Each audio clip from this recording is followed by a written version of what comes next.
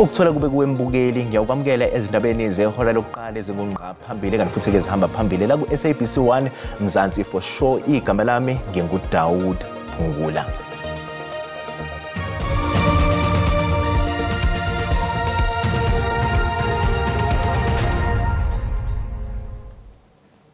Izakhamuzi kanye nosomabhizinisi eGauteng bathi ukubuyisa kwesigaba sesithupha sohlelo lokucisha konga kogesi obengalindelekile kuzoba nomthelelo ongemuhle njengoba kuzoshaya kuzwele kubona. Osomabhizinisi bakhala ezimathonsi ngokubuyiswa kwalolu hlelo olubenza bahlale ngesisodwa isinqe abantu abaningi. Bathi ke lokhu kwenza ukuthi babe ingcosana abathengi nokwenza ukuthi aguqe ngamadola amabhizinisi abo. It's affecting us totally. Like today is on a Sunday. We never knew that it will take long like that. We could not hire on. We just went to church just like that. Ngisho izivakashi ezivela ngaphandle kwezwe zithi ayikho into enje ephesheya. Izivakashi zithi uma zifika zixoxa ngalolu hlelo bayohleka balale ngomhlane ephesheya. Well, in Europe, people can't really imagine what that is. They don't know what load shedding means. Something like that wouldn't happen in a country like Germany. Everything is organized. And they can laugh about it. That's basically it. Lokhu ke kuzoyiphazamisa kakhulu indlela abantu bakulelizwe abaqala baphinde baphothule ngayo usuku. Ukupheka sibuye emsebenzini sidinga ugesi.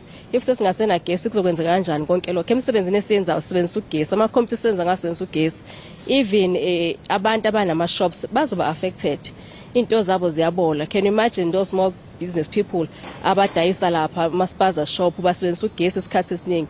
Mifu ngasekho ugesi kulimala yonke into. Ngesonto ledlule lesikhungo sethula isigaba sesithathu salolu hlelo kanti kuzothi namhlanje kusanje kwaqalwa isigaba sesithupha salolu hlelo.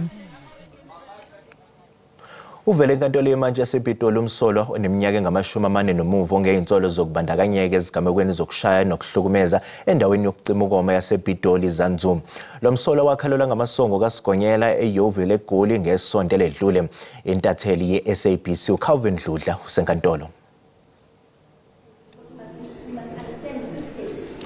Angibingelele kweDaud ngibingelele nombukeli wendaba ze-SABC esekhaya uyihlaba esikhonkosini sila enkantolo yemantshi ke ePitoli njengoba ke umsolwa esevelile kule nkantolo ke simbonile namhlanje ke ufake ke lokho abakubiza ngokuthi mask okugqokwa kakhulu ngesikhathi abantu besazama ukuvikela ke iCovid-19 njengamanje ke icala lihlehlile ke lahlehlela ke umhla zintathu kuNdasa okuyinyanga le ezayo ke kodwa ke kuthiwe ke kusazofakwa ke isicelo seBailey ukhona ke okhulumela ke NPA la ePitoli uLumka Mahanjana ukuyena ke ozohlubudlobe ekhasini ke qamagula ngokwenzekela sikubingelele siyabona ozakwethu bayakubanga la bezindaba sibonge kakhulu ngokuza la eSABC kwenzeke nenkantolo namhlanje.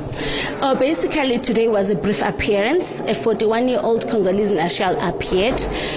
He's currently facing 8 counts of compelled sexual assault and 6 counts of assault with TBH. So basically the state asked for a postponement for bail information. Basically what we need to understand, remember he did indicate to the court that he submitted his documents. We need to verify whether he's legal in the country and still conduct other investigations like identity parade to see if other accused person, other victims can link the accused person to the offense. Masichazela nje mhlawumbe ukufaka nolimi lwesiXhosa ukuthi ke ingabe kwenzeke kanjani ukuthi ke la enkantolo ithimba amazike indaba abambezeleke agcine engayinikwa ngemvume yokuthi asakaze la ngaphakathi. Oh, so you must know that investigations in this matter are still ongoing and the identity parade basezawuyenza right now. If TV or radio or any other media was allowed to film the proceedings, that would have meant that it would compromise the investigations of the case. You must remember we're still going to conduct identity parade. Therefore, we don't want the accused to say, no, these victims identified me because they saw my face on TV. So we just want to protect the case. Then after that identity parade has been conducted, then the media will be allowed to film inside the court. Nina njengophiko lwe-NPK ninesiqiniseko esingakanani futhi niyazi ninesiqiniseko sokuthi lo muntu enibambile uyena futhi nisazobathola nabanye? Well, as the state, we do not enroll the case unless there's prima facie evidence. And in this case, there is prima facie evidence, hence the accused appeared in court today. And obviously more investigations are still going to be conducted, and hopefully more accused will be arrested and appear in court. Ngiyabonga kakhulu, ngicela ungahambi kakhulu ngoba sizokhuluma nawe esenzele laba besingisa be404. Sibonga kakhulu mbukeli wendaba ze-SABC lo benikhuluma naye uLumka Mahanjana. Lumka Mahanjana ukhulumela ke i-NPA la eGolokuphi ke lezokusheshisa. Uchaza kabanzi ke ekhuluma isingisi ukuthi ke icala lihlehleleke umhlazi intathu ke uNdasa wachaza ke ukuthi ke umsolo ubhekene noxhaxha lamacala wathi be-NPA bayathemba ukuthi ke banecala eliqinile libhekene nomsolo. Ngibusela intambo kuwe eOakland Park Daud. Sibonga kakhulu yona intatheli yezindaba ze-SABC uCalvin wakadludla. Kanti masihlabela phambili lizoqala kuleli sonto uhlelo lokubuyiswa kwamalungu ombutho wezokuvikela wakulela limali empini eqhubekayo eMpumalanga yezwe iDemocratic Republic of Congo. Okwamanje kucacile ukuthi mangaka amasosha kulela limali kuleli yazwe azobuyiswa kuleli lolu hlelo lokubuyiswa kwamalungu eSANDF kuleli selibhekene nezihibe ezimbalwa ngemva kokuthi iqembu lamavukelambusi M23 lithe indlela ephumayo kuzofanele idlule emngceleni waseRwanda. Kepha uhulumeni wakuleli ubungazimisele neze ngokusebenzisa lo mngcele kulandela ukuphikisana ngamazwe okwaba khona ke phakathi ke kwenhloko zombuso zalamazwe. Inhlangano ke yezizwe iyona ezohola lo sebenzi ukubuyisa amasosha, kanti kusazobonakala ukuthi mangaka amasosha azosuka eGoma uma siqala lolu hlelo.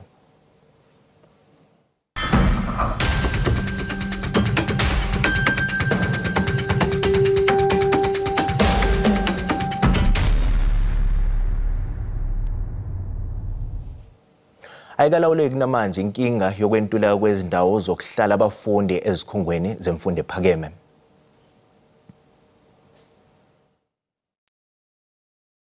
Ningi abafundi abaseyikhungweni zemfundo ephakeme abathole kanzima njengoba nje bentula indawo zokuhlala. Unhlonipho Nxumalo wenyunyana abafundi kuleli uthi bazokwenza kahle kanjani ezifundweni abafundi uma besala le endlini zangasese naseyindaweni zomtapo olwazi.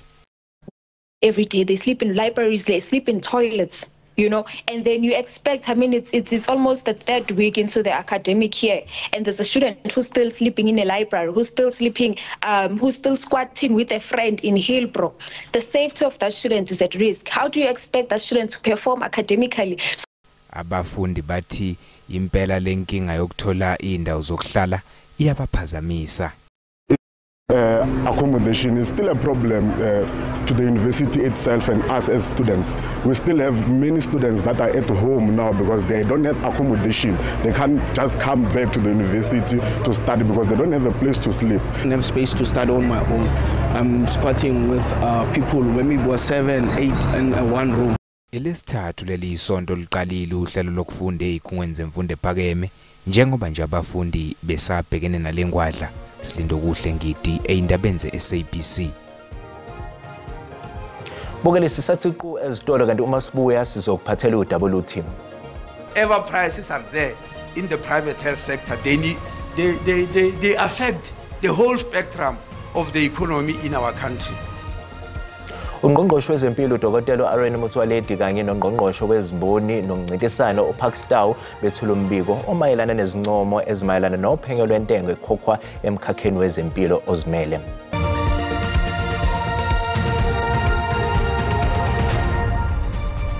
Sikubingelele sikwamukele uma ngabe usanda ngena odabeni oluphambili besibika ukuthi iEskom seyilwehlisele esigabeni sesine uhlelo lokucisha konke ugesi lisuka esigabeni sesithupha ebesimenyezelwe ngentathakusa yayizolo.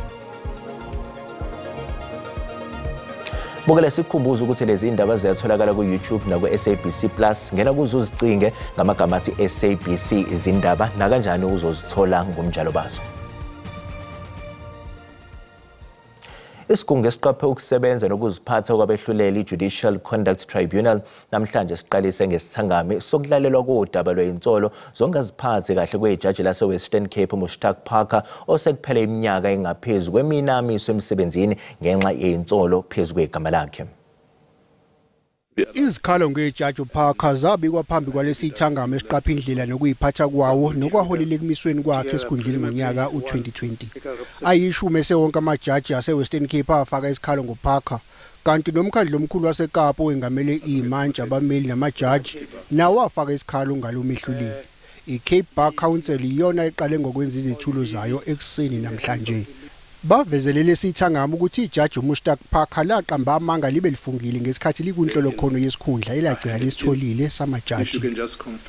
The questionnaire, which he had to complete and did complete, contains 2 questions of present relevance, to both of which the respondent answered no. The first question was, are there any circumstances, financial or otherwise, known to you which may cause you embarrassment in undertaking the office of a judge? The second question was, is there any other relevant matter which you should bring to the attention of the Commission? The Bar Council's submission is that the respondent's conduct described is incompatible with or unbecoming of the holding of judicial office. Zombili inhlaka eyifake lezi ikhalo ngejaji uParker iziphosela inselelo obuqotho bakhe njengejaji.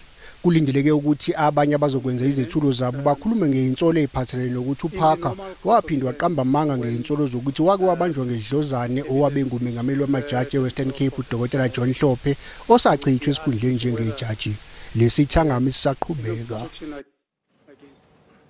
Undunankulu waseGauteng uPanyaza Lesufi namhlanje kulindele ukuthi ethule inkulumo ngesimo sesifundazwe enhlokodolobha yakuleli Tshwane. Izakhamuzi zaseGauteng zilindele ukuthi ayibeke eqhulwini indaba yobugebengu, kwentuleka kwamanzi kanye nokusetshenziswa kwezidakamizwa. Izobe ibhekwe ngabomvu inkulumo kandunankulu waseGauteng uPanyaza Lesufi namhlanje kusihlwa njengoba izobe ilandisa ngomsebenzi osewenziwe uhulumeni walesifundazwe. Kube ukuthi aphinda memezela amaso okubhekana nezingqinamba eziqhubekayo nokukhungatha izakhamuzi zalesifundazwe. And there's an electricity crisis, water crisis here in Gauteng. So, and the unemployment is getting worse. Ezinye izakhamuzi sifuna ukuthi uLesufi aqhamuke namasu okubhekana nenkinga okusetshenziswa kwezidakamizwa entsheni. I think the Premier should focus on what happens to this world famous street, Vilakazi Street, because the bad factor here, since of course the new pandemic, coronavirus, the problem is your cheap heroin addicts, aka Nyaupe addicts. Udaba lwenkohlakalo nalo kulindele ukuthi lube seqhulwini kule nkulumo. Hey baningi abantu abangasebenzi la eGauteng.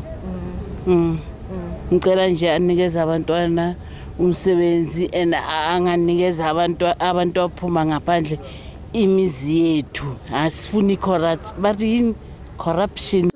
uLesufi sethele ukugxekwa yiqembu iDA ngemuva kokuthi lamaqembu ehluleka ukuvumelana ngokubambisana ekubuseni lesifundazwe. Bukele ngehora lesikhombisa ngizobe ngikubikela bukhoma ekhona eTshwane ngemva kokwethula kwenkulumo kandunankulu waseGauteng uPanyaza Lesufi.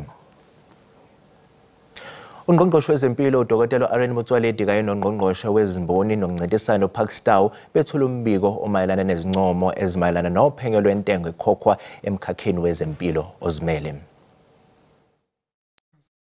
Ungqongqoshe uPakstown uthi emva ukuxhumana okubekhona neCommissioner zokuncintisana kanye nomnyango wezempilo uthi bathola ukuthi umkhakha wezempilo ozimele umba eqolo kanti nemali ekhokhwa kuma medical aid nayo inkulu kakhulu. There is a serious concern about access to private healthcare in the country, given the high level of market concentration and high prices. The cost of private healthcare should remain in check to ensure that the majority of South Africans have access to affordable healthcare. Ungqongqoshe wezempilo uDokotela Aaron Motsoaledi uthi intengo ekhokhwayo emkhakheni wezempilo ikhahlameza kakhulu umnotho wakuleli kanti abantu bagxeka kuhulumeni ngokungenzi lutho ngalokhu. Whatever prices are there in the private health sector, they affect the whole spectrum of the economy in our country.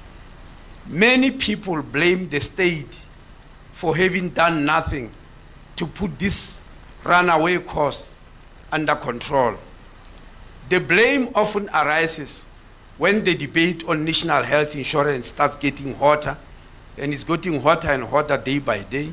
Umtsoaledi ke uthi iphutha libekhona elenzwa iCommissioner zokuncintisana ukuthi iziguli zanikwa umsebenzi ongelula neze ukuzikhulumela nodokotela ngemali ezizoyikhokha.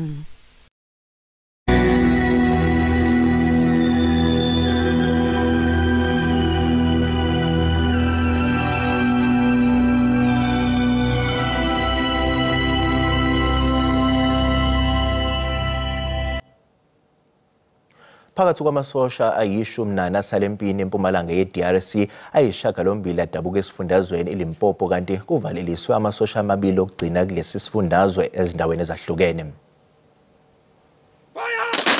Bebephume ngobuningi bezothi indlela enhle kuHulumeni Louis Moagi nobe yilungu lombutho wezokuvikela kusukela ngo-2019 uMoagi usale enkundleni yempini eqhubekalayo empumalanga ye-DRC. Umndeni wakhe uthi ukundlula emhlabeni wothandiweyo wabo kubashiye bekhungathekile. My brother loved us dearly and he also supported our dreams. Louis was a person who did not like to fight. He loved peace. He was able to pay for our school trips. We used to do shopping together. He did a lot to us. My brother was a person who loved to encourage us and other people about the importance of going to school. Ithuba lokukhuluma bachaze uMoagi njengelinye lamasosha abelizimisele ngomsebenzi. Okhulumela umbutho wezokuvikela uthe bazoqhubeka nokulwela ukuthula. And also imagine the fatigue and psychological trauma that will be there for those soldiers, but they died wearing their boots, facing the enemy. We praise them for their courage. Phakathi kwamasosha aphangalele ayisishiyagalombili adabuke eLimpopo kanti uhulumeni wakulesifundazwe uzwakalise ukushaqeka ngokuphangalala kwalamasosha.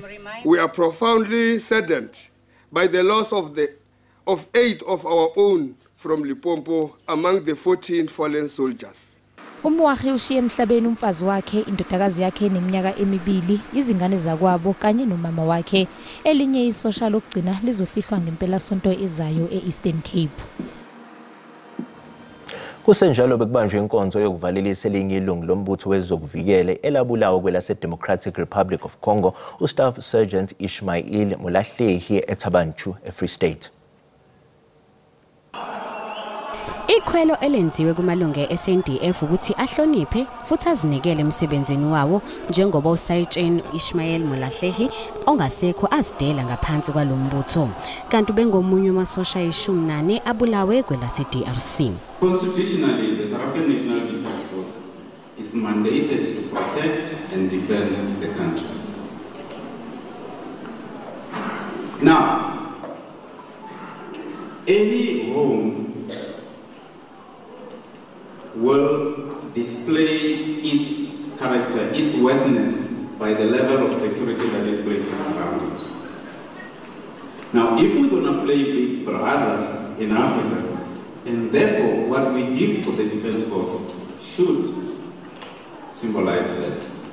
uMolahlehi uchazwe njengesosha belizinikele futhi linamava kulomsebenzi. Undunankulu waseFree State naye umethulele isigqoko. Let us commit to honoring their legacy. Let us ensure that their sacrifices were not in vain. We must carry forward their spirit of service, their dedication to peace, and their love for humanity. As we lay Staff Sergeant Molahlehi to rest, we do so with a promise that he will never be forgotten. uMolahlehi ushiye emhlabeni umkakhe, izingane ezine nabazukulu abathathu.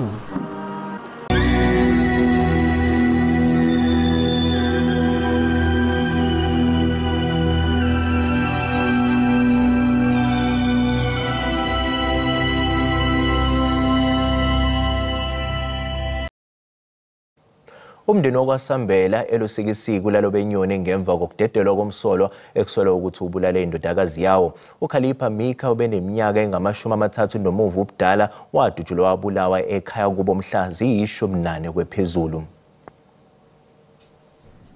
Olusapho luxhelekileyo luthi kwangena iqela lamadoda endlini belele. Bathi bosothukile kodwa eyona nto ibenzela inhlungu kakhulu kukuva ukuba ityala lichithiwe kuba ngekho bungqina. Bamemelela ukuba abarhanelwa babanjwe. Ndithe ndisapha mamele. Ndicinga ukuba mhlawumbe uzophuma. Mhlawumbe etoilet okanye uyosela amanzi. Ndeva ekhala. Esithi mama, ndithe xa ndiqala ndiphakamisa inhloko ndeva ngomuntu esithi ndathi xa ndiphakamisa inhloko ndawa ke nebhedini kwakhala isibhamu Elinye ilungu losapho lithi bakrokrela ukungaphathwa kwetyala ngokusemthethweni, bakwatyhola ngelithi iza kube ingelotyala lokuqala eli ukuba liqhushekwe lingahoywa elusikisiki. Uyayivuma umsolo, uyayivuma. Usibonisile uba wenze kanjani, kodwa ngoku siyothukela xa kuthiwa icase ayinabungqina. Abakwantsasana bathi baphinde balifaka kwinkundla zamatyala elityala. Ityala liye larhoxiswa enkundleni kaMantyi kuba kusithiwa akukho bungqina bubambekayo, kungoko amapolisa aphinde alifaka kwakhona ukuba maliqhube. Igunya abantu lezotshutshiso lithi zange lifike kubo elityala. NjengoNomzwanele Mngoma, elusikisiki. Umnyango wezemidlalo e-Eastern Cape ubusingathe imidlali iSteve Vukile Chiwete eGqeberha ukuvuselela ezemidlalo entsheni ukuze ihlale imatasa. Lo mdlalo webhola ekhatywayo ubuphakathi kweqela lakwingingqa se-OR Tambo kunye neBuffalo City ubujongwe kakhulu ngabathandi kunye namagosa ebhola ekhatywayo. Ibingamakhulu asithoba abadlali abathe bathatha inxaxheba kule tumente kuquka nabasasazi bebhola ekhatywayo. Omnye wabo nguphumelele Grootboom. Ngangipromoter le tournament ndizibone ndiziphumelele TV nami ndifuna uphuhlisa nabantwana abakhulayo. Iminisa lukhulu le tournament ngoba singabantu basezilalini zange seza nalapha siphethe sesikwi final so sizogena exposure. Le tumente inike ithuba nakubadlali bombhoxo basetyhini babonakalise ngezakhono zabo. Kubalulekile ba representing abanye amantombazana because of rugby apha e-Eastern Cape kanye kuzo zonke provinces ayithathwa ingesisport esingathathwa serious. Isebe lezemidlalo nenkcubeko kweliphondo lithi nangona amabala ezemidlalo engekho kwimeko encumisayo baye abadlali baqhubeka bibonakalisa ngezakhono zabo. Umgangatho wemidlalo apha kwi-athletes ne-players ndichulumancile nguwo ingxakana nje esekhona ilapha kule nto inento kwenza nee-facilities esithi ke ngoku njengoba sirename ezi Premier Games ngotata uSteve Vukile Chiwete we are also trying ukuvuselela izazela kuthi le ngingqi yaseNelson Mandela kulindeleke iphinde isingathe le midlalo kunyaka ozayo. Ndinguzolani Moya wendaba ze-SABC seGqeberha.